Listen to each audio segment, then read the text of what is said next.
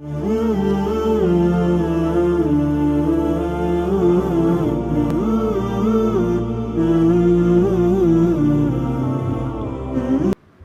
لله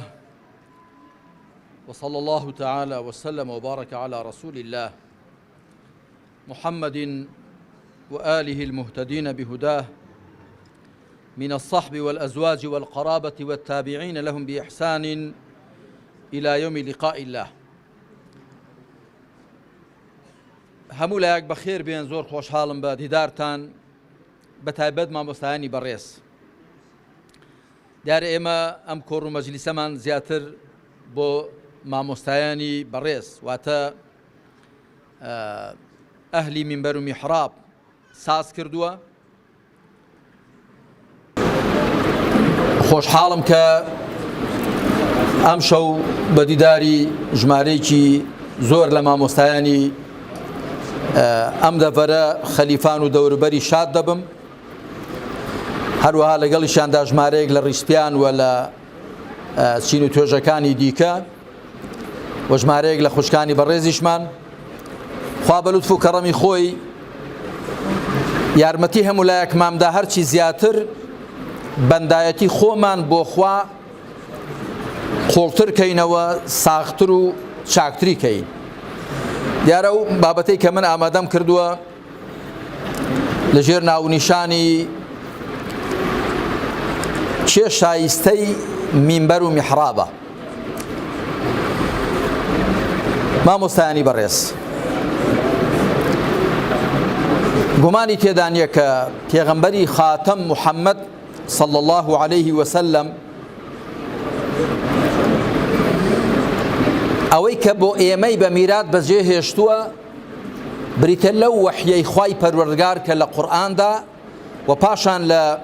ڕێباز و ڕێوشوێنەکەی خۆیدا بەرجەستەیە. چێن ئەوانەی کە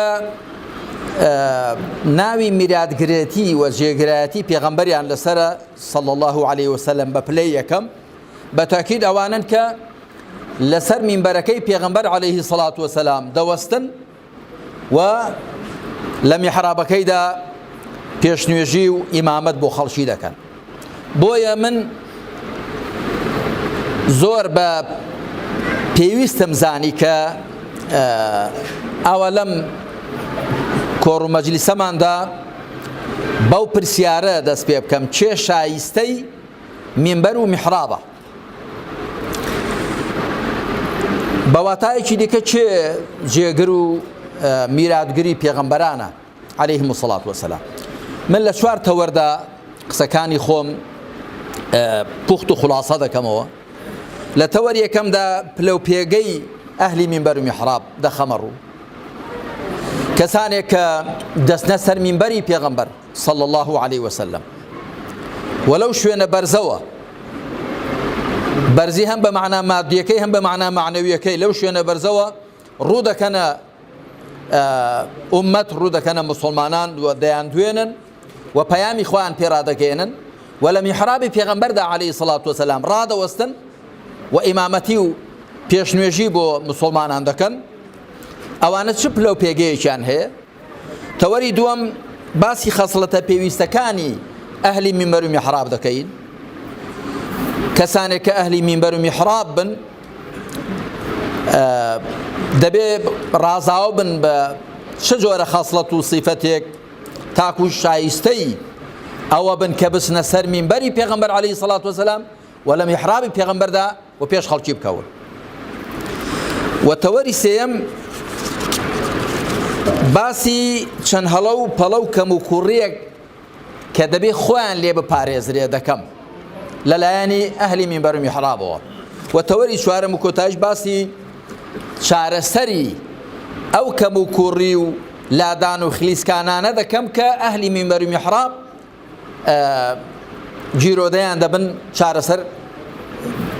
چییە. و لە کۆتایشدا دیارە ڕوویەک دەکەمە خەڵک و جەماوەری خۆمان، جەماوەری مسلمان کە دەبێ ئەوانی لەگەڵ ئەهلی مینبەر و میحرابدا لەگەڵ مامۆستایان و جێگرانی پێغەمبەردا عەلەیهی الصلاة والسلام چۆن مامەڵە بکەن. با بێمە سەر تەوەری یەکەم. پلو پێگەی ئەهلی مینبەر و میحراب مامۆستایانی بەڕێز من نەهاتوم بەڕاستی ئەو ئایەتانە و ئەو فەرمایشتانەی پێغەمبەر عەلەیهی سەڵات وەسەلام کە زۆر زۆرن لەبارەی زانایانەوە لەبارەی جێنشینانی پێغەمبەرانەوە عەلەیهیمو سەڵات وەسەلام بۆتان بخوێنمەوە هەروە ئاماژەیەکی کورد دەکەم بە سێ ئاەت لە قورئاندا یەکیان ئاەتی ژمارە 32 لە سوورەتی فاتر کە خوا دەفەرمێ ثم أورثنا الكتاب الذين اصطفينا من عبادنا خوای پەروەردگار باسی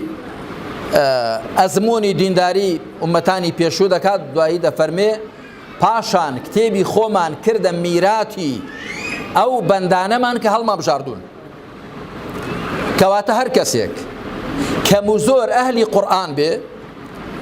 ئەهلی قورئان بێ و شارەزابێ لە دینی خوادا ئەوە بە ئەندازەی ئەوە کە ئەهلی قورئانەوە کارلێک لە قورئان دەکاوە پابەندە بە ڕێبازی پێغەمبەرەوە عەلەیهی سەڵات وەسەلام و بەر ئەو موژدەیە دەکەوێت کە خوا هەڵی بژاردووە یەکەم بەندەی خوایە نەک بەندەی شتی دیکە و پاشان هەڵبژێردراویشە لەلایەن خواوە هەڵبەتە دوایی خوای پەروەردگار پۆلێنیان دەکا فمنهم ظالم لنفسه ومنهم مقتصد ومنه سابق بالخيرات بإذن الله ذلك هو الفضل الكبير بەڵام ئەوەی ئەمن ئیسیشادی پێ دەکەم بە بەڵگەی دێنمەوەرەوەی کە خوا دەفەرمێ کتێبی خۆمان بەخشی بەو عەبدانەمان کە هەڵمان بژاردوون کە ئەوە پێگەیەکی زۆر گەورەیە خوا کەسانێک هەڵبژێرێ بۆ ئەوەی لە کتێبی خۆیدا لە وحی خۆیدا لە بەرنامەی خۆیدا شارەزایان کە پێگەیەکی زۆر گەورەیە و پلەیەکە بە هەموو کەس نادرێ بۆیە هەر کەسێک خۆی لەسەر مینبەری پێغەمبەر عەلەیهی سەڵات وەسەلام بینیەوە خۆی لە میحرابی پێغەمبەردا بینیەوە خۆی بە ئەهلی قورئان زانی دەبێت زۆر دڵی بە خۆی خۆش بێ بەڵام لە هەمان کاتیشدا دەبێت زۆریش لە خۆی وریابێ ئینسان هەتا شوێنی بڵندتر بێ ئەگەر بکەوێتە خوار زیاتر عەزیەتی پێدەگا و ئینسان هەتا شوێنی بڵندتر بێ هەڵی زیاتری دەبینێ و ئەو کەسەی کە شوێنی بڵندتر بێ هەموو جۆرە بایەک دەیگرێتەوە دەبێت زۆر لە خۆی وریابێ ئاەتی دووەم کە ئاماژەی پێ دەکەم ئاەتی ژمارە 18 لە سوورەتی ئالی عیمران شهد الله أنه لا إله إلا هو والملائكة وأولو العلم قائما بالقسط خوا دەفەرمێ خوا شایەدی دا کە جگە لەو پەرستراوێکی دیکە نییە پەرستراوێکی دیکەی شایستەی پەرستران و فریشتەکانیش شایەدیاندا و ئەهلی زانستیش و ئولو العلم ئەوانی کە خاوەنی زانیاریشن ئەوەش شتێکی زۆر گەورەیە خوا سبحانه وتعالى دوای شایەدیدانی خۆی لەسەر وەحدانیەتی خۆی باسی شایەدیدانی فریشتەکان دەکات لە دوای وان یەکسەر باسی شایەدیدانی ئەهلی علم و زانایان دەکات ئاەتی سێم کە ئاماژەی پێ دەکەم ئاەتی ژمارە 11 لە سوورەی مجادیلە خوا دەفەرمێت يرفع الله الذين آمنوا منكم والذين أوتوا العلم درجات خوا ئەوانەتان کە ئیمانیان هێناوە بەرزیان دەکاتەوە ئینسان بەهۆی ئیمان و بەرز دەبێتەوە هەر کەسێک ئیمانی هێنا بەرزە لە لای خوا بەرز دەبێتەوە بەڵام والذين أوتوا العلم درجات ئەوانەی زانیاریان پێدراوە بە چەند پلە بەرز دەبنەوەواتە پلەکانیان بەرزترن لە هی بڕواداران بەگشتی بەڵام بێگومان دەبێت ورد بینەوە دوایی کە ئەو زانایانە کامانن کە لە بڕواداران پلەیان بەرزترە ئەوە وەنەبێ هەر کەسێک کە شارەزا بوو بەبێ هیچ مەرجێکی دیکە یەکسەر لای خوا بەرز بێ ئەوی مەرجی خۆی هەیە کەواتە وەکو گوتم پێویست ناکە زۆر ئاەت و فەرمایشتان بێنم هەر ئەم سێ ئاەتە مبارەکە بەسن بۆ ئەوە کە بزانین پێگەی و پلەپایەی ئەوانەی کە بە میراتگری پێغەمبەران عەلەیهیمو الصەڵات وەسەلام بە جێنشینی پێغەمبەراندا دەدرێن و دەستن سەر مینبەرەکەی پێغەمبەر عەلەیهی الصەڵات وەسەلام و لە میحرابەکەیدا دەوەستن زانین چه پلەپایەکی بەرز و چه پێگەیەکی مەزنیان هەیە بێ بەسەر تەوەری دووە خەسڵەتە پێویستەکانی ئەهلی مینبەر و میحراب ئەوانەی کە ئەهلی مینبەر و میحرابن تاوان بۆی ئەو شەیەم بەکارهێناوە چونکە خۆتان دەزانن کە لە ئیسلامدا مەدحی زانایان کراوە، مەدحی زانایان. خوا نەیفەرموو مەلا، نەیفەرموو شێخ، نەیفەرموو مامۆستا، فەرموویەتی زانا. ئەوانەی زانیاریان پێدراوە. إنما يخشى الله من عباده العلماء. جامبەرج نییە تەنیا ئەوانەی کە لە پۆشاکێکی تایبەتدان یا تەنیا ئەوانەی کە دەچنە سەر مینبەری پێغەمبەر عەلەیهی سەڵات وسەلام یا ئەوانەی کە لە میحرابەکەیدا دەوەستن مەرج نییە تەنیا ئەوان زانا بن. ئێستا هاوڵانی پێغەمبەر عەلەیهی سەڵات وسەلام خوا لێیان ڕازی بێ خۆ هەموویان ئەهلی مینبەر و میحراب نەبوون. لە دوای پێغەمبەر عەلەیهی سەڵات وسەلام 4 کەس بە پلەی یەکەم ئەهلی مینبەر و میحراب بوون، ئەبوو بەکر و عومەر و عوسمان و عەلی خوا لێیان ڕازی بێ کە حکمڕانی مسلمانان بوون.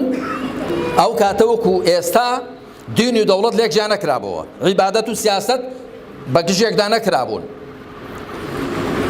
حکمڕانی مسلمانان پێشنوێژی بۆ مسلمانان دەکرد، وتاریشی بۆ دەدان، خەتیبیان بوو، ئیمامیان بوو، سەرۆکیشیان بوو. ئەوەش حاڵەتی ئاسایی مسلمانانە. دەبێ کەسێک سەرۆک و بەرپرسی مسلمانان بێ کە لەسەر میبەرەکەی پێغەمبەر عەلەیهی سەڵات وسەلام لەوێوە ئاراستەیان بکە، ئایەتی خۆیان بۆ بخوێنێتەوە، فەرمایشتی پێغەمبەریان بۆ بخوێنێتەوە عەلەیهی سەڵات وسەلام، و دەبێت لە میحرابەکەی پێغەمبەردا پێشنوێژیان بۆ بکە. ئەمما بابایەکی نوێژنەکەری چاونەشۆر ئەگەر خەڵک هۆشیار و وریابێ ڕازی نابن پێشیان کەوێ و کاروباری دنیان بۆ هەڵسوڕێنێ. کاروباری دنیای مسلمانان دەبێ بە هەوێنی قورئان و سنەت و بە هەوێنی وحی و شەریعەتی خواوە هەڵسوڕێندرێ، ئەگەنا شەرعیەتی نەڕەوایەتی نییە. بەڵام چ لە وەزعی مسلمانان دەکەی کە بەو شێوەیان لێهاتووە کە دەیبینی. جا زانی خەسڵەتە پێویستەکانی ئەهلی مینبەر و میحراب چین؟ بەر لە هەموو شتێک مامۆستایانی بەڕێزوە ئامادەبوانی بەڕێز و خۆشەویست هەروە بە خوشکانیشەوە و هەموو ئەوانەی کە دوایی ژیان لە قسەی ئێمە دەبێ و دەمان بینن، بەر لە هەموو شتێک ئەهلی مینبەر و میحراب دەبێ خاوەنی تێڕوانین و بووناسیەکی ڕاست و دروست بن. دەبێ پێش هەموو شتێک خۆیان بناسن و خوا بناسن و ئەم وجود و گەردونە بناسن. پێش ئەوەی بینە سەرباسی ئیمان و عەقیدە، کەسێک بە کەڵکی ئەوە دێت پێشەوایەتی خەڵک بکە، بچێتە سەر مینبەری پێغەمبەر عەلەیهی سەڵات وسەلام لە میحرابەکەیدا بوەستێ کە بووناسیەکی ڕاست و دروستی هەبێ، بزانێت کە ئەم گەردونە شاری بێخاوەن نییە، بزانێ بۆ خۆی و مرۆڤەکان و دروستکراوەکان بۆ دروستکراون، ئامانج لیان چیە، حکمت لیان چیە، لە کوێوە هاتوون، بۆچی هاتوون، بۆ کوێ دەچن، کە کۆی ئەو پرسە گرنگانە فەلسەفە بە درێژایی مێژوو خەریکی وەڵامدانەوەی ئەوانە بووە کە ئینسان بزانێ ئەم وجودە چییە، خاوەنی چێیە، مرۆڤ چییە، بۆ هاتووە، چێ هێناوێتی، لە کوێوە هاتووە، بۆ کوێ دەچێت، دەبێت چی بکات، چۆن بکە، کە ئەوە خوا سوبحانە وتەعالا لە قورئاندا زۆر بەڕوونی خستووەتە بەردەستی ئێمە. بۆ وێنە لە ئایەتی ژمارە 7 لە سوورەتی هوددا خوا دەفەرمێت: وهو الذي خلق السماوات والأرض في 6 أيام وكان عرشه على الماء ليبلوكم أيكم أحسن عملا ولئن قلت إنكم مبعوثون من بعد الموت ليقولن الذين كفروا إن هذا إلا سحر مبين. دەفەرمێ خوا ئەو زاتەیە کە ئاسمانەکان و زەوی لە 6 ڕۆژان داوەتە بە 6 قۆناغ هێناو نەدی و ئەو کاتە عەرشی خوا لەسەر ئاو بوو. بۆچی؟ تاکو تاقیتان بکاتەوە کامەتان کردەوەی باشترە. کەواتە ئەم گەردونە هەمووی بەسەر و خواریەوە بۆیە دروست کراوە ئێمەی تێدا تاقی بکرینەوە. ئەمجا دوای ئەوە ئەهلی مینبەر و میحراب دەبێت خاوەنی ئیمانێکی محکەم و دامەزراو بن، ئیمان بەخوا سوبحانە وتەعالا و بە فریشتەکانی خوا بە کتێبەکانی خوا بە پێغەمبەرانی خوا عەلەیهیمو الصەڵات وەسەلام بە ڕۆژی دوای و بە نەخشە و ئەندازەگیری خوا بۆ کەون و کائینات. ئەمجا ئەهلی مینبەر و میحراب دەبێ خاوەنی عیبادەتێکی ساغ و بێخەڵتە بن، دوور لە بیدعەت و دوور لە انحراف و غەڵەت و پەڵەت و داهێنان. پاشان دەبێ خاوەنی تەقوا و تەزکیەی نەفس بن، نەفسێکی خاوێن و پاچیان هەبێ. و ئەهلی مینبەر و میحراب دەبێ ڕەوشتێکی بەرز و جوانیان هەبێ، ئاکارێکی پەسەندیان هەبێ و هەڵوێستێکی جوامێرانە و مەردانەیان هەبێ لە هەموو کایەکانی ژیانیاندا. ئەوە یەک. پاشان دوای ئەوە دەبێ ئەهلی مینبەر و میحراب زانیاریەکی قوڵ و فراوانیان هەبێ بە دین و شارەزایی و بەرچاوڕوونێکیشان هەبێ بە چاچی بەڵام بەرامبەر بە ژین.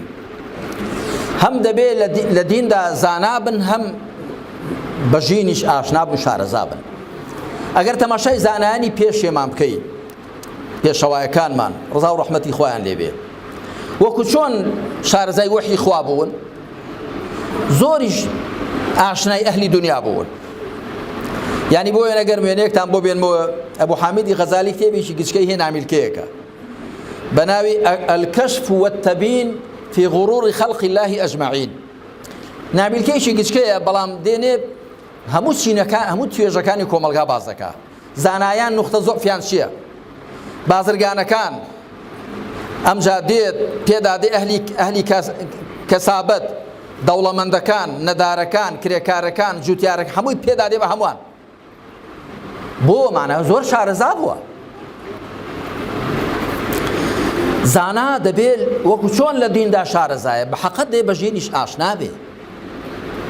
هەندێک لە مامۆستایان کە شارەزای خەڵک نین، شارەزای کۆمەلگانین، بە ئاسانی فێڵیان لێ دەکرێت، لە خشتە دەبرێن، کڵاویان لەسەر دەندرێ، بۆ مەبەستێکی ناشەرعی پێچەوانی بەرنامەکەی خۆیان بەکاردەهێنرێن، هەر بە خۆشیان نازانن. بەڵام زانا دەبێ بە خەڵک ئاشنا بێ، دەبێ خێر و شەڕی کۆمەلگا لێک کاتەوە. زانایانی ئێمە، پێشەوایانی ئێمە زۆر شارەزای تەوژمە سیاسی و فیکرەکانی ڕۆژگاری خۆیان بوون.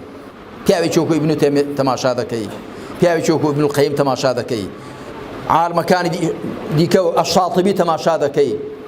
پیاوێکی وەکو شێخ عەبدولقادری گەیلانی تەماشا دەکەی. زۆر شارەزای حاڵ و باڵی خەڵک بوون، نەک لە بورجێکی عاجیدا بن، تەنیا لە کتێبی خۆیان شارەزا بن، شارەزای واقعی کۆمەلگاش بوون. صفەتێکی دی، خەسڵەتێکی زۆر پێویست بۆ ئەهلی مینبەر و میحراب ئەوەیە کە ناخێکی پاک و ڕەوشتێکی چاچیان هەبێ. مامۆستایان هەرچی هەڵە و پەڵەی مرۆڤ هەیە کە تووشی دێت، جا چه بەنسبەت ئەهلی مینبەر و میحراب، چه بەنسبەت خەڵک بەگشتی، ئەگەر سیاسەتمەدارە، ئەگەر کاسبە، ئەگەر بازرگانە، ئەگەر گەنجێکە، ئەگەر پیرێکە، پیاوە ئافرەتە، هەرچی غەڵەت و پەڵەتی زاهیری و ڕواڵەتی هەیە ئینسان تووشی دێ، ڕەگوڕیشەکەی دەگەڕێتەوە بۆ ناخی. بۆیە خوای پەروەردگار لە سوورەتی الأنعامدا دەفەرمێ وەذەڕوو ظاهر الإثم وباطنه، گوناحی ئاشکرا و گوناحی پەنهانیش واز لێ بێنن. هەرچی گوناحی ئاشکرایە، هەرچی گوناحی ئەندامەکانە، هی جەواریحە، هەمووی پەیوەندی بە دڵ دەروونەوە هەیە. بۆ وێنە ئینسان کەنج زەم و غەیبەتی کەسێک دەکا کە لە ڕقەوە لە دڵەوە ڕقی لێ بێ. کەنجی ئینسان تەکەبور و فیز و کەشخەی پەیدا دەبێ کە لە دەروونەوە خۆی لەلا گەورە پەسەند بێ. کەنجی ئینسان دەکەوێتە ژێر کاریگەری ترس و تەماع کە لە دەروونەوە بێهێز بێ، پشتی بەخوا قایم نەبێ، دڵی بەخواوە پەیوەست نەبێ. کەنجی ئینسان بەهۆی تەماع بەرنرانێکەوە یا هەڕە لە شەلێکرانێکەوە کە گوتم بە چۆک دادێ کە لە دەروونەوە بێهێز بێ، دڵی بەخواوە پەیوەست نەبێ. بۆیە ناخی پاک ئەمجار ڕەوشتی چاک، هەتا ئینسان لە دەروونەوە پاک و چاک نەبێ، بە تەکید لە دەر و ڕواڵەتی چاک نابێ و ڕازاو نابێ بە ڕەوشت و ئاکار و هەڵوێستە جوامێر و پەسەندەکان. صفەتێکی دیکەی زۆر پێویست بۆ ئەهلی مینبەر و میحراب بریتێ لە مەبدەئی بوون و خۆراگر بوون. مەبدەئی بێ، ئەو پرانسیپ و مەبدەئانەی کە لە پەیامی خوا وەریگرتوون لە قورئان و سونەت بە هیچ شتێکیان نەگۆڕێتەوە، جا خوي متعال لدو شوێنان لا لە سێ شوێنان لە قورئان دەفەرمێ ولا تشتروا بآيات الله يا بآيات ثمنا قليلا نرخێکی کەم بە ئاەتەکانی خوا مەکڕن ئایا ئەگەر بە نرخێکی زۆر ئاەتەکانی خوا بفرۆشی و نرخێکی زۆریان پێ بکڕی دەبێت ڕەوا بێ بەتاکید نەخێر بەڵام مەبەست چییە؟ یعنی ئەگەر هەموو دنیا شت دەنێ لە بەرامبەر ئاەتەکانی خوادا ئەتۆ هەر شتێکی کەمت بە ئاەتەکان کڕیوە شتێکی گرانبەهات داوە شتێکی بێقیمەتت کڕیوە ئەگە هەموو دنیاش بێ مەبەستەوەیە مەبەستەوە نییە کە گەر نرخێکی زۆر وەربگری لە بەرامبەر ئاەتەکانی خوا قەیدێ نەکا بەڵام ئاگات لێبێ هەرزان فرۆشی نەکەی نه ئەگەر هەموو دنیا شت دەنێ هەر نرخێکی کەمە ئەمجا خۆراگربوون ئەگەر ئینسان مەبدەئی بێ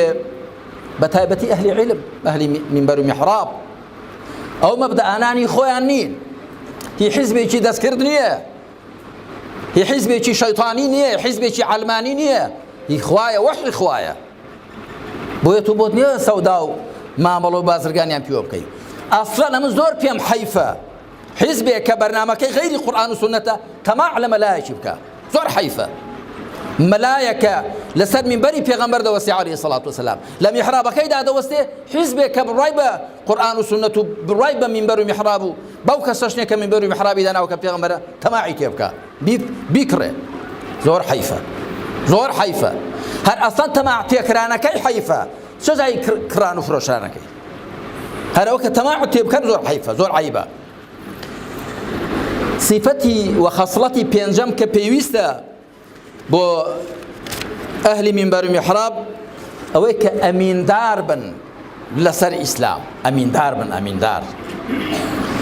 تەماشا بکەن پێغەمبەران عەلەیهیم السەڵات وەسەلام لە سوورەتی ئەلەعرافدا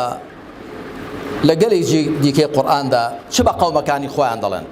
ئینی لەکم ناصح ئەمین دەڵێن ئێمە بۆ ئێوە دڵسۆزێکی ئەمیندارین یعنی دڵسۆزین بە پەرۆشین بە خەمتانەوەین خێر و قازانجی ئێوەمان دەوێ و ئەمینیشین ئەمینی لەسەر ئەم دینە ئەو پەیامەی خوا نایگۆڕین لێ کەم ناکەین لێ زیاد ناکەین وەکو خۆی دەیخەینە ڕوو بەڕاستی ئەمیندار بوون لەسەر پەیامی خوا زۆر خەسڵەتێکی گەورە و گرنگە کە پێویستە لە ئەهلی منبەر و میحرابدا هەبێ بێمە سەر تەوەری سێیەم چەند هەڵەوپەڵەیەکی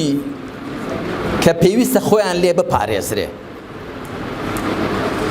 چەند هەڵەوپەڵە و کەم و کوڕیە کە پێویستە خۆیان لێ بپارێزرێ لەلایەن ئەهلی منبەر و میحرابەوە جا خۆ من ئێستا بەتایبەت باسی مامۆستایان و زانایان و ئەهلی منبەر و میحراب دەکەم بەڵام هەرچی بۆ زانایان پێویستە بۆ خەڵکیش پێویستە بەڵام بۆ ئەوان پێویسترە لەبەرەوەی خەڵک زیاتر دەیان بینێ و خەڵک زیاتر لێیان چاوەڕ دەکا ئەگەر ناخۆ مامۆستایان و زانایانیش هەر ئیماندارانن خۆ پێشێ دەبێ هەمومان ئیماندار بین جا ئەوجا لە نێو ئیمانداراندا هەندێکیان پسپۆڕ و شارەزاتر دەبن لە دیندا و پێشیان دەکەون هەر ئەوەندەیە هەرچەند شارەزا بوون لە دین و بەرچاوڕوونی لە دینداریدا لەسەر هەموو موسڵمانێک فەرزە بەڵام هەمویان بۆیان ناکرێت تێیدا پسپۆڕ و شارەزا بن هەندێکیان وەکو خوای متعال لە سوورەتی تەوبەدا دەفەرمێ وما كان المؤمنون لينفروا كافة فلولا نفر من كل فرقة منهم طائفة ليتفقهوا في الدين ولينذروا قومهم إذا رجعوا إليهم لعلهم يحذرون دەفەرمێ بڕواداران نابێ هەمویان تێکرا بچن بۆ جەنگ و جیهاد دەبێت لە هەر کۆمەڵەیەکی زۆریان دەستەیەکیان کۆمەڵێکیان بچن بۆ ئەوەی لە دیندا شارەزا بن دوای بگەڕنەوە بۆ لای خەڵکەکان و ئاگاداریان بکەنەوە بەڵکو خۆ بپارێزن ئەگەر ناموسڵمان دەبێ هەمووی هەر هەوڵدن شارەزا بن بەرچاوڕوون بن ئەو هەڵەوپەڵانەی کە من باسییان دەکەم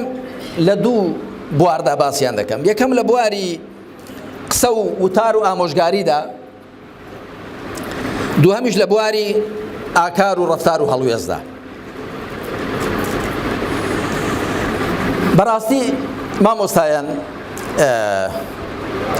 ئەگەر ئەمڕۆ چاوێک بە ئەهلی منبەر و میحرابی وڵاتی خۆماندا بخشێنین لە هەرێمی کوردستاندا فراوانتریش بڕۆین چەند شتێک دەکەونە بەرچاو چەند هەڵەیەک چەند کەم و کوڕیەک چەند عەیبێک کە کە لەم ئەهلی مینبەر و میحراب ناوەشێنە دەبێ خۆیان لێ بپارێزێ. یەکێک لەوانە بەبێ زانیاری قسەکردن و فتوادان، بەبێ زانیاری قسەکردن لەبارەی دین و دەبێ ساغکردنەوەی مەسەلەیەکی شەرعی فتوادان. جارجار دەبینم لەسەر هەندێک لە کەناڵەکان مامۆستایەک دادەنیشێ، ئەنجا چەندان جۆرە پرسیاری لێ دەکەن، کەمتر دیتومە ئەگە بڵێم هەر نەمدیوە ئەوەش ڕەنگە هەر ڕاست بێ. یەکێکم نەبینیوە لە وەڵامی یەکێ لەو پرسیاراندا بڵێ نازانم، هەموو شتێک هەر دەزانم. ئەمجا هەر مۆدەژ ئیکتیفا ناکا بڵێ دەزانم، ئەمجا فتواش دەدا کە لە ڕاستیدا ئەوە نابێ وابێ. پێغەمبەری خاتەم صلی الله عليه وسلم پێشەوەی بڕۆین بۆ هاوڵان و پێشەوەی بڕۆین بۆ پێشەوایان، پێغەمبەری خاتەم عليه الصلاة والسلام پرسیاری لێ کراوە لەبارەی سێ شتان، فەرموویەتی نایزانم، چاوەڕێ بکەن دوای وەڵام دەدەمەوە. لەبارەی ڕوح پرسیاری لێ کرا، لەبارەی ئەصحاب الکەهف و لەبارەی ذوالقەرنەین. قوڕەیشەکان وەفدێکیان بەڕەسمی لە مەککەوە چوو بوو بۆ مەدینە، دیارە یا هەندێک دەڵێن لە مەدینەوە هاتبوون، وەفدێکی جوولەکە دووسێ ڕیوایەت هەیە، ئەو سێ پرسیاران لە پێغەمبەر کردن عليه الصلاة والسلام. فەرمووی نازانم، بەس مۆڵەتم دەن بەیانی وەرنەوە. دیارە بەیانیش نەبوو، هەتا هەندێک دەڵێن مانگێکی پێچوو یاخود کەمتر یا زیاتر. دوای خوا سبحانه وتعالى لە سوورەتی کەهفدا وەڵامی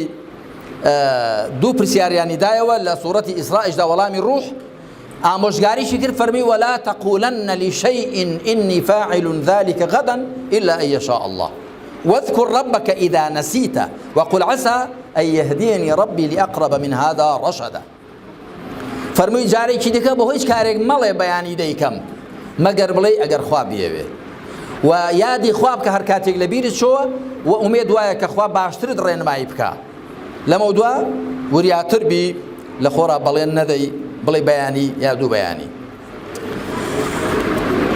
یەکی دیکە لە هەڵەکان کە لە هەندێک لە ئەهلی مینبەر و میحراب، خۆ دیارە مەبەستم لە هەمووان هەر نییە، ئەوەیە کە دەبێ خۆ بپارێزری لەوەی بە پێی ئارەزووی خەڵک قسە بکرێ، بە پێی هەوای خەڵک،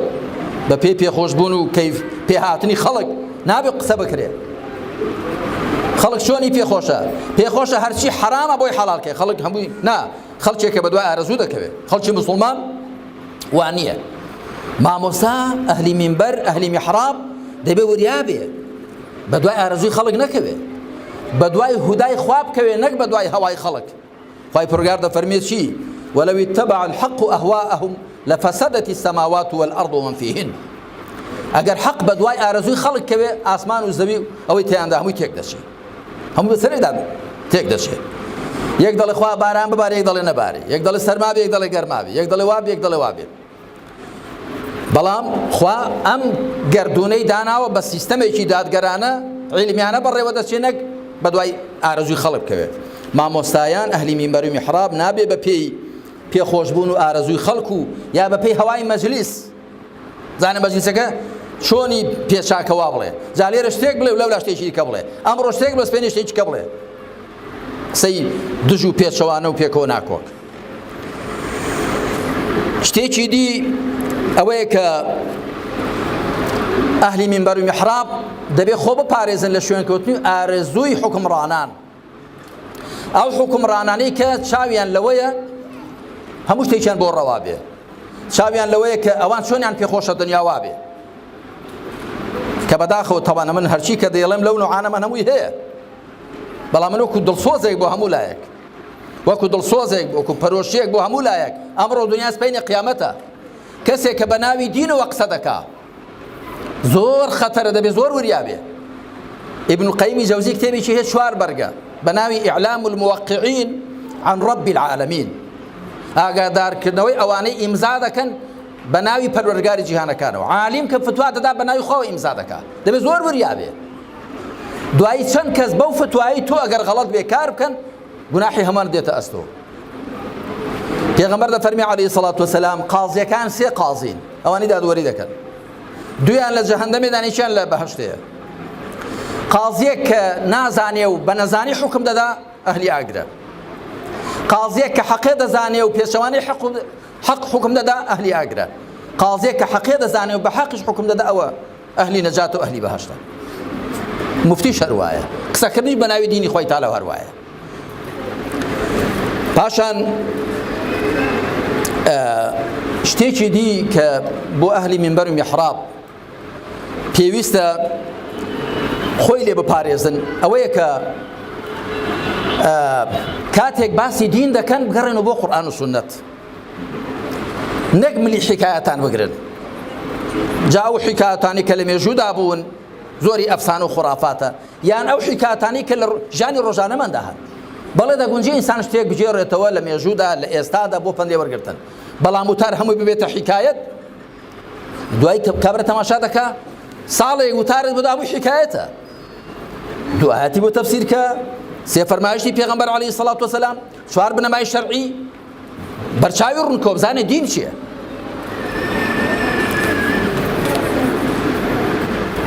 شتێکی دی کە دەبێت خۆی لێ بپارێزرێ ئەوەیە کە هەندێک لە ئەهلی منبەر و میحراب لەسەر منبەری پێغەمبەر عەلەیهی سەڵات وەسەلام زۆر هاوار دەکەن زۆر دەنگ بەرز دەکەنەوە هەیانە زۆر سوێندان دەخوا بێئاگا لەوەی کە زۆر سوێند خواردن زۆر خراپە خۆی پەروەردگار لە سوورەتی قەلەمدا دەفەرمێ ولا تطع كل حلاف مهين ئەی پێغەمبەر عەلەیهی سەڵات وەسەلام فەرمانبەری کەسێک مەکە کە زۆر سوێندان دەخوا سووکە کەسێک زۆر سوێند دەخوا متمانەی بە قسەی خۆی نەبێ ئەو سوێندە چییە جارێک سوێند خۆ دووجار سوێند خۆ بەڵام ئەمجا هەیە کە سوێندیش دەخوا لەسەر شتێک سوێند دەخوا کە خۆشی ساقی نەکردوێتەوە شتێکی دی کە دەبێت خۆی لێ بپارێزرێ لە بواری وتاردان و ئامۆژگاریکردن ئەوەیە بەڕەهایی قسەکردن کەسێک ناشەرعیشی دەکەوێتە بەرچاو دەبێت بڵێ ئەو ناشەرعیە کە لە فڵان کەسەیان لە فڵان شوێنە ڕوویداوە ئەمانەک بێنێ ئەو خەڵکی هەموو تێوەردا یا بڵێ هەر کەسێ وای کردەوە هەمووی حکمەکەی وە یعنی دەبێت خۆی ئینسان خۆی لە ئیطلاقات بپارێزێ هەر بۆ خۆشی بۆتان دەجێڕم و جارێک دوای مانگی ڕەمەزان بوو لە مزگەوتێک لە هەولێر چوون بۆ جومعەکردن مامۆستایەکە نازانم لەسەر چی تووڕێیان کردبوو دیار بوو لە وتارەکەیدا گوتی خەڵکینە هەر کەسێک لە دوای مانگی ڕەمەزان هەر کەسێک غیبەتێکی بکە درۆیەکی بکە پاروێکی حرام بخوات چی بکە ئەوە بابەتەمە یەک ڕۆژی نەبێ هەمووی هەڵوەشاوەتەوە ئەمیش دوای وتارەکەی ئەوە لەو بابەتە ئەمیش دوای وتارەکەی گوتم مەرە مامۆستا ئەوە چۆن بوو خوا سبحانه وتعالى دەفەرمێ إن الحسنات يذهبن السيئات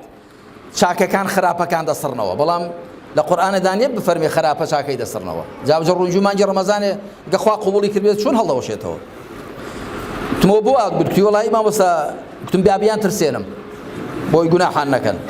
گوتم جا مامۆستا خۆ نابێ خەڵک بە درویان بترسێندرێ دەبێت بە دینی خوا چۆن ئاوا بیترسێنی ئەمجا تۆ ئێستا تۆ وات کرد ڕەنگە ساڵێکی دەهێنێ لەو گوێگرانەی تۆ بڵێن با ڕەمەزانەکەی نەگرین جا مادام بە درۆیی هەڵبوەشێتەوە شتێک بە لوقمێکی حرام بەخوا هەر لێگەڕین چاترەمان دووبوونا پێ دەبڕێ دمەوە دینی خوا دەبێت چۆن ئاوای ڕابگەێنی بە عاتیفە و سۆزگی خۆمان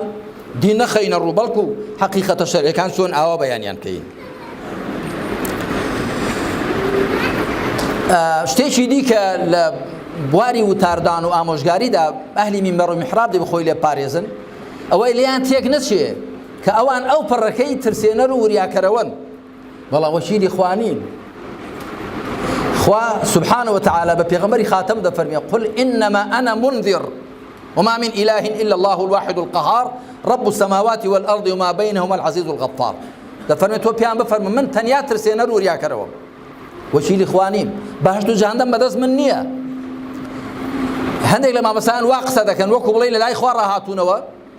و بەهەشت عایدی وانە چیان پێخۆش بێ دەیخەنە نێو چێش لی تووڕە بن دەیخەنە جەهەنەمێ نە ئینسان دەبێ وریا بێ أبو جعفر الطحاوي لمتن عقيدة طحاوي ده ضله بنسبة أمتي بيغمبره عليه الصلاة والسلام ولا ننزل أحدا منهم جنة ولا نارا هیچ کامیان لە بەهەشت و جەهەنەمان دا نابەزێنین خۆ من نەقڵیاتی بەهەشت و جەهەنەمان دا نەناوە دەبێ ئینسان وریا بێ دوایی خەڵک بەڕاستی پێویستە وەکو سروشتی ئیسلام چۆنە ئاوا بدوێندرێ نەک وەکو ئەوەی خۆمان پێمان خۆشە یا ڕخمان لە کەسێک هەڵساوە. پێغەمبەر عەلەیهی سەڵات وەسەلام معادی کوڕی جەبەل و یەکی دیکە لە هاوڵانی ناردن بۆ یەمەن سێ ئامۆژگاری کردن فەرمووی يسرا ولا تعسرا بشرا ولا تنفرا تطاوعا ولا تختلفا وەکو لە صحیح بوخاری مسلم دار فەرمووی دین بۆ خەڵک ئاسان بکەن لیان وە زەحمەت مەخەن خەڵک دڵخۆشکەن و مەیان سڵەمێننەوە مەیان ترسێنن و لەنێو خۆشتاندا تەبابن و پێکۆ ناکۆک مەبن پێکۆ ناکۆک و دەمەقاڵیتان نەبێ ناکۆکیتان نەبێ ئەگەر ئەهلی مینبەر و میحراب پێکۆ ناکۆک بن دەمەقاڵیان هەبێ خەڵکی چۆن یەک ڕیز دەکەن و چۆن یەک ڕەنگ دەکەن و خەڵک گوێ لە کامیان بگرێت. ئەوە لە بواری قسە و وتار و ئامۆژگاریدا دەبێت خۆ لەو شتانە بپارێزرێ. لە بواری ئاکار و ڕەفتاردا لە بواری هەڵوێست و هەڵسو کەوت و ئاکار و ڕەفتاردا دەبێت لەو بارەژدا خۆ لە حەوت شتان بپارێزرێ. یەکەم بێهێزی لە بەرامبەر ترس و تەماعدا ئەهلی مینبەر و میحراب نابێ بێهێز بن لە بەرامبەر ترسدا بە پخێکی لە شتێک پەشیمان بێ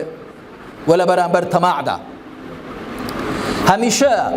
ئەوانەی کە دژی پێغەمبەران بوون عەلەیهیمو سەڵات وەسەلام ناحەزی پەیامی خوا بوون پەنایان بردووەتە بەر هێڵە بێهێزەکانی ئینسان نقاتی ضعفی ئینسان ترساندنی یاخود تەماع وەبەرنانی یاخود چاواشەکردنی ئەو سێ کوچکەیە ئەگەر تەماشا بکەین لە بەسەرهاتی موسا عەلەیهی سەڵات وەسەلام و فیرعەوندا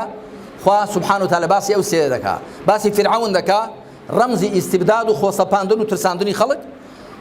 باسی قارون دەکا ڕەمزی ئیستیغلالی اقتصادی و ئەمجا بە پارە کردن و فرۆشتنکردن بە خەڵک و باسی هامان دەکا ڕەمزی چاواشەکاری هەر حکمێکی غاشیم هەر حکمێکی خۆسەپێن کە خۆ بەسەر خەڵکدا فەرز دەکا پەنا دەباتە بەر ئەو سێشتە ترساندنی خەڵک بەدەسەڵات و تەماع وەبەرنانیان بە لانی ئابووری و چاواشەکردنیان بە لایانی عەلامی و ڕاگەیاندن. مامۆستایان ئەهلی مینبەر و میحراب دەبێت بەهێز بن لە بەرامبەر ترسدا لە بەرامبەر تەماعدا بەخوا نەترسنەوەکی عمری کەسی درێژ کردووە نە ئازادی عمری کەسی کورت کردووە. ئینسان هەر کەسە لە کاتی خۆیدا و لە بەو شێوەیە کە خوا بۆی بڕیارداوە لەو کاتەدا ئەم دنیا بەجێ دێڵێ ئەگەر هەموو دنیا کۆ بنەوە ناتوانن سەعاتێک ژیانی تۆ درێژکەنەوە یاخود کەمیکەنەوە خوا چۆنی بڕیارداوە هەروە دەبێت. هەڵبەتە مامۆستانەوە بۆ خەڵک بازەکەن دێ بۆ خۆیان بەکردەوە لە خواندا پراکتیزە بکەن. جا بۆ زانیاریتان قسەکردن سەهلە بەڵام ئیشپێکردنی ئاسان نییە. شتێکی دیکە لە ڕووی هەڵسوکەوت و هەڵوێستەوە دەبێت خۆی لێ بپارێزرێ بێهێز و پێزی لە بەرامبەر هەوا و ئارەزوودا. یعنی ئەهلی مینبەر و میحراب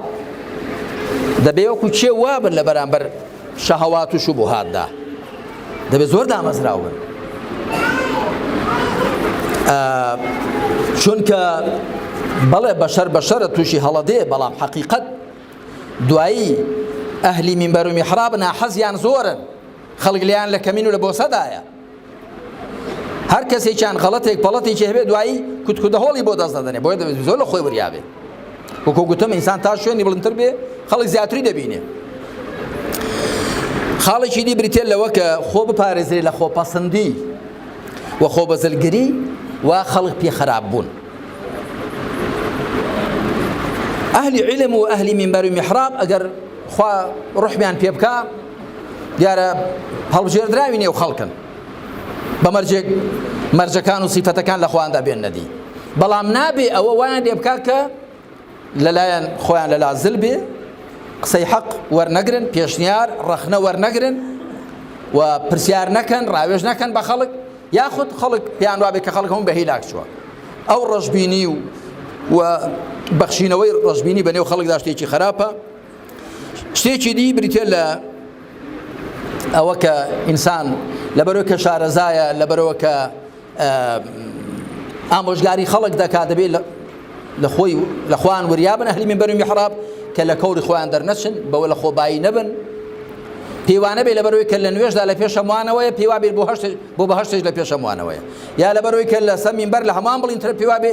لە بەهەشتێش دەرەجەی لە هەمان بڵینترە. نا، لە بەهەشتی حساب و کتاب بە تەقوایە، بە کردەوەی چاکە، بە ئیخلاسە، بە بۆ خوا سوڵحانە، کە مەرجیش نییە چێ چۆتە سەر شوێنیشی بڵندتر لە بەهەشتیش لەوان بڵندتر بێ. حقیقەت مامۆستایان تەواضوع و خۆ بە کەمگری هەموو کەس جوان دەکا. خۆ پەسەندی و خۆ بەزلگری و بغڕابوون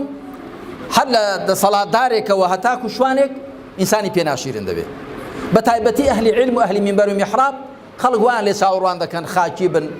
متەواضع بن، نەرمونیان بن، خوان پێ لە خەڵکی زیاد نەبێ، بەوە زیاتر دەچنە دڵی خەڵکەوە. سیفەتێکی دی کە دەبێت هەڵوێستێکە کە دەبێت خۆی لێ بپارێزرێ، شەرمکردن لە گوتنی حەق و ڕاگەیاندن و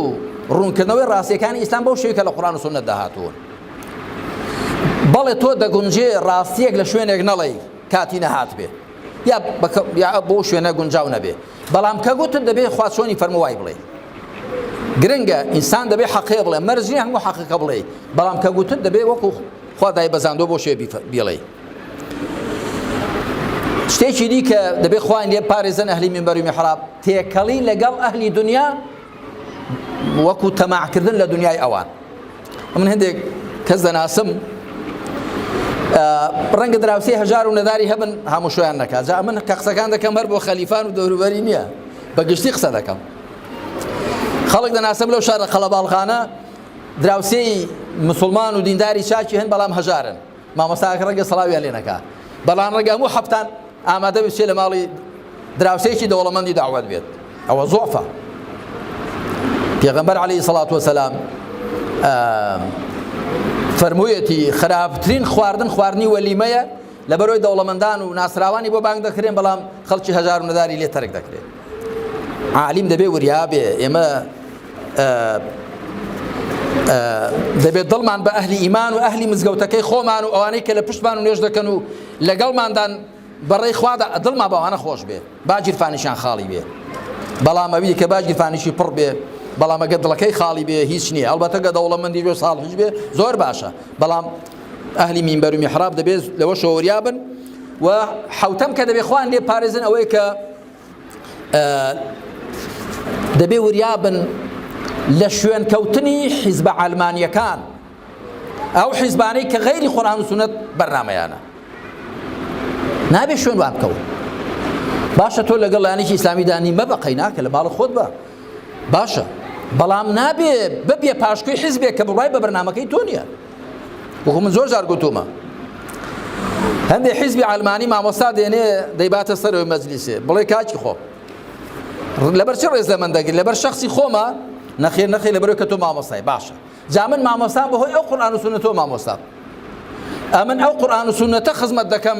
بۆیە خەڵک پێش خۆیان خستوم. ئەگە تۆ لەبەر قورئان و سونەت ڕێز لە من دەگری، دەڕێز لە قورئان و سونەتەکە بگرە، ڕێز لە من مەگرە کەڵاوم لەسەر بنێی قورئانەکەشم وێڵ بکەی. ئەگەر ڕاست دەکەی بۆیە ڕێزم لێ دەگری، لەبەر دینە و لەبەر ئیسلامەتی و لەبەر ئەو عیلمە شەرعیە، دەباشە ڕێز لە عیلمە شەرعیەکە بگرە، ئەوجا ڕێزە من بگرە. ئەمن خۆم خزمەتکاری قورئان و سونەتم، دەی مامۆستا ئاوا بڵێ، نەک دوو مەرحەبای بکەن و سەلامێکی گەرمی لێ بکەن، کوڕە بڵێ قەیناکە س دەکەن بکەن، مادام ڕێزیان لە من گرتووە مەرحەبای منیان کردووە. ئەی لەگەڵ دینەکەتدا هەڵوێستیان چۆنە؟ ئەی تۆ خۆت دەبێت خۆت بە خزمەتکاری دینەکەت بزانی. بێمە سەر تەوەری چوارەم و کۆتایی. ئەمە بەڕاستی وەکو لە سەرەتای قسەکانی شەو گوتم، دڵسۆزم بە حسابی خۆم دڵسۆزم بۆ هەموو لایەک، بە تایبەت بۆ مامۆستایان کە لە وڵاتی ئێمەدا و لە هەموو وڵاتانی ئیسلامیدا ئەگەر دینداری مابێ، خۆ ئەهلی عیلم هێشتویانەتەوە. خۆ چێ هێشتوێتەوە؟ چێ مسلمانانی بەردەوام لەگەڵیاندا بووە، لەگەڵ مسلماناندا بوون، ڕێنمایان کردوون، پێشنوێژیان بۆ کردوون، ئامۆژگاریان کردوون، حەڵاڵ و حەرامیان بۆ باس کردوون، چاکە و خراپەیان بۆ لێکجیاکە، ئەهلی عیلم بوون. بۆیە بەڕاستی من ئەگەر جارێک خەم لە خەڵکێکی دیکە بخۆم، دەبێت 10 جار خەم لە زانایان خۆم، بە ئەرکی خۆمی دەزارم. هەمووتان ڕەنگە مامۆسایان بزانن کە من کتێبێکم هەیە بە ناوی زانانی ئیسلام چیان و چۆنن. ئەو کتێبە تا ئێستا بە کوردی 3 جار چاپ بڵاو کراوەتەوە. 400 لاپەڕێ بە تەفسیل باسی ئەوم کردووە زانایانی ئیسلام دەبێت چێ بن و چۆن بن. و باسی ژیان و هەڵوێستی 21 لە زانایانم کردووە، پێشەوایانی خۆمان. هەر لە حەسەنی بەسری و پێداوەرە هەتا گەیشتومە سەر زانایانی دوایی تا کۆتایی بە سەید قوتب هێنا و ڕەحمەتی خوا لە هەموویان بێت. ئێمە زانایان و ئەهلی منبەری میحرابمان دەبێ وەکو چاوی خۆمان بیان پارێزین ئاگامان لێیان بێ، ئەوانەیان کە ڕاز دەکەن لەگەڵ دینی خوادا، ئەوانەیان کە ساخن دڵسۆزن بۆ خوا بە پەرۆشن بۆ خەڵکی خوا، دەبێ ئاگامان لێیان بێ. هەڵەو کەم و کوڕیان ڕەگە هەبوو بۆیان ڕاستکەینەوە دڵسۆزانە بۆ خێرێک گەر هەبێ بە ئەهلی علمەوەیە. ئەی خۆ ئەهلی جەهل چی پێ دەکرێت؟ بەڵام مامۆستایانی ئەهلی منبەری میحرابیش دەبێت بزانن کە ئێستا جگە لە ئەوانیش خەڵکی دیکەش هەیە پەیدا بۆ لە دیندا شارەزایە. لە ڕاستیدا دین کە هێڵدراوەتەوە لە نێو مسڵماناندا چ میلەتی کورد چ تورک عەرەب فارس هەموویان ئەهلی علم هێشتوانەتەوە. جا ئەهلی علمە جاری وا هەیە هەر لە بەرجی مامۆستایەتی مەلایەتیدا بوون، جاری وا لە بەرجی مەشیخەت و تەسەووفدا بوون، جاری وا لە بەرگێکی دیکەدا بوون. من ئێستا باسی ئەوە دەکەم کە چۆن دەبێت چارەسەری ئەو کەم و کوڕیانە بکرێ. بەر لە هەموو شتێک مامۆستایان من پێم وایە سەرچاوەی چارەسەرکردنی عیبەکانی خۆمان کەم و کوڕیەکانمان خاڵە بێهێزەکانمان کە دوژمنان و ناحەزان لە خاڵە بێهێزەکان و زەفەرمان پێ دەبن. ئەهلی دنیا بە حکمڕانان و بە خەڵکی دیکەوە زەفەر بە چێ دەبن؟ زەفەر بە کەسێک دەبن لە بەرامبەر تەماعدا، لە بەرامبەر ترسدا، لە بەرامبەر شەهەوات و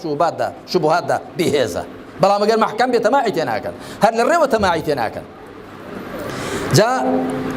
یەکەمین هەنگاوی چارەسەر، یەکەمین خاڵی چارەسەر بریتێ لە زیاتر و چاکتر خواناسین و ئیمانی خۆ زیاتر دامەزراندن و عیبادەتی خۆ زیاتر ساختکردنەوە، تەقوای خۆ باشترکردن و نەفسی خۆ زیاتر تەزکیەکردن. ئەمە پێ وایە ئەوە هەنگاوی یەکەمە. ئەوە یەک. دوو، دەبێت زۆر کار بکەینە سەر ناخی خۆمان. ئەمن بە ئەزموونی شەخسی خۆم بۆم دەرکەوتووە کە بەڕاستی پسپۆڕانی بواری تەزکیەی نەفس کە بە ئەهلی تەسەووف ناسراون، بە ئەهلی عیرفان ناسراون، بە ئەهلی تەزکیە ناسراون، ئەوانە مامۆستا و شارەزان لەو بوارەدا. ئەوەی ئەبوو حامیدی غەزالی لە کتێبی ئیحیا علوم الدین لە ڕبعی المهلیکات والمنجیاتدا دەربارەی عیبەکانی نەفس باسی دەکا و چۆنێتی چارەسەرکردنی ئەو عیبانی نەفس کەم زانای دیکە هەناوە فکریان بەوە بشتێ. ئەبوو حامیدی غەزالی زۆر کاری لەسەر خۆی کردووە. بۆیە من وەکو برایەکی دڵسۆزی خۆتان دەڵێم بە زۆر بەهرەوەر بگرین لە کەلەپور و توراثی ئەهلی تەزکیە، ئەهلی تەسەووف، وەکو چۆن بۆ حکمە فیقهیەکان دەگەڕێن و لای فوقها و شەرعزانان، وەکو چۆن بۆ زانینی معنای قورئان دەگەڕێن و بۆ لای مفەسیرین، بۆ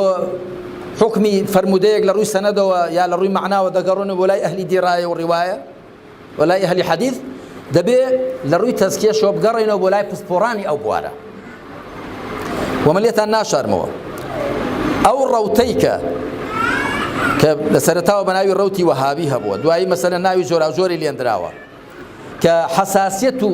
هەسیارێکی زۆری پەیدا کردو بەرامبەر بە ئەهلی تەسەووف و تەزکیە بەگشتی. ئەوە زەربەی زۆر داوە. کەسێک دەبینی کتێبێکی بچووک دەخوێن لە عەقیدەدا، جا پێی وایە لەو گەیشتۆتە ئەو سەری، بەس تەماشا دەکەی ئایا معناکانی ئیمان بەخوا لە تۆدا هەیە؟ ئەوەی کە ئەهلی تەزکیە باسی دەکەن، ئەوەی کە علەما و ئەئیمەی ئێمە باسی دەکەن، چێش لە عیبادەت دەکەی؟ یادی خوات چەند هەیە؟ چەند نەفسی خۆت دەتوانی بشتێنیەوە، دەتوانی لەگەڵ خۆتدا بەو شێوە مامەڵە بکەی کە نە خاتری خۆت بگری، نە زوڵم لە خۆ بکەین، نە زوڵم بۆ خۆت بکەی. ئەمە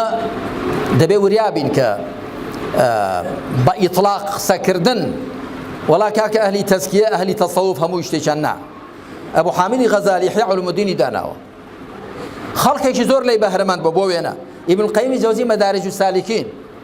شەرحی مەنازل السائرین کە هیچ شەیخ الهەڕەویە، 3 بەرگە هەمووی باسی ئەوەیە.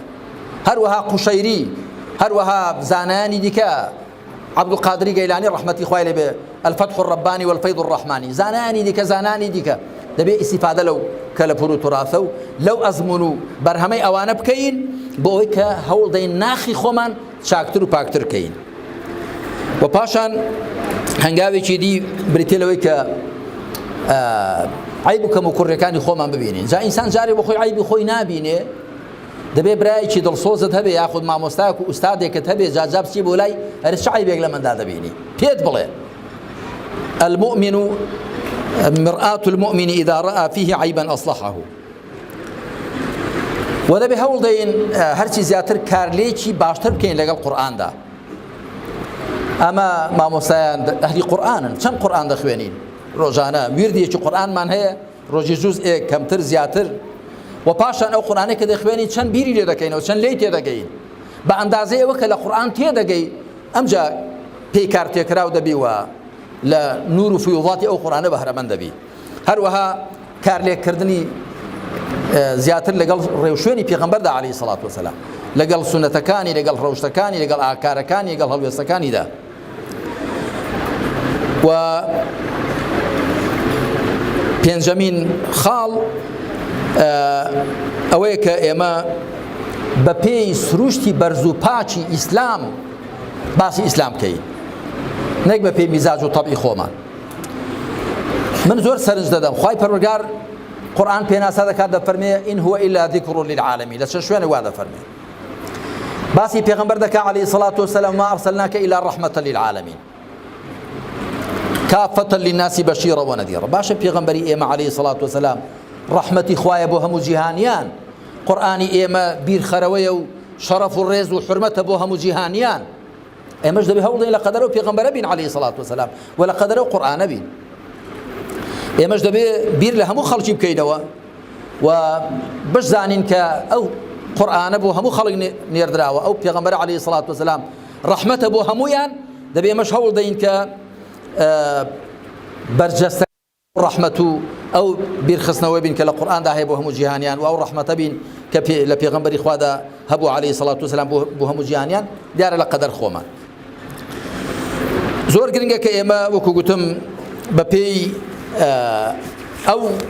سرشتو شوي كإسلام دليل كلا قرآن وسنة ده برجسته باسي إسلام كين نك أو كخومان بيمان خوشة تيدا قولجير كين على قل مزاج ما ده كونجير أمزا باقسين شيش بكم لقل خلق جماور بقشتي أما دبوانيش وخلق جماوريش بيكمان إمام أمتها مش بيكون وكل شون سر وقالب بيكون إسا سر ببي جسته ببي عندما كان خو هيشي لدسنا إمام كلو محرابة دوسته بيشمشي دكا وقر مأموم مكان لبشتي ونوسنها بخوش إمامته كي بناكره إمام كسي كخلشي بدواوي بوي براستي ما مستعيان أو أنا كأهل منبر محرابا جاري كم دبي زور أجان لمكان يعني بأواني كلا بشتي عند وسط بوانا وبونا إمام أجنا توجر خلق الدوانا بإمامي شيء أو خلقش دبي زور وريا بإمام وأواني أمة أجنا تو إمامي كني بتوشي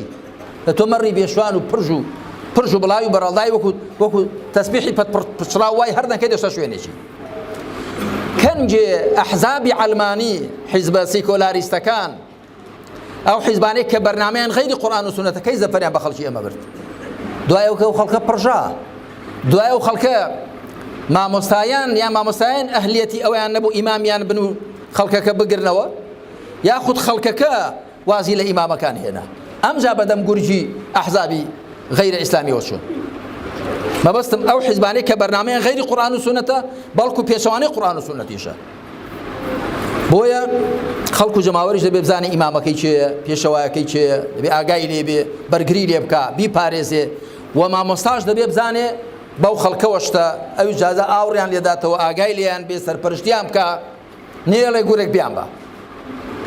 قابلتو كرمي خوي يارمتي همولاك مامدا كهرشي زياتر دلصوص بين بو خلق وهرشي زياتر بخمو بين بو خلق وجماور وهرشي زياتر خمخور بين اوش بوده بك هرشي زياتر ايماندار بين وبو خواص الحاو بين وبيوندي من تندو طول بلقل خوادا ولقل پیغمبري خوادا صلى الله عليه وسلم بتأكيد هتا بندي شاكتر بين بو خوا وشوين كوتوي شاكتر بين بو بيغمبري خوا عليه الصلاة والسلام دل صوستريج دبين بو خلقي خوا لو كسانا مام جيره وصلى الله على محمد وعلى آله وصحبه أجمعين والحمد لله رب العالمين.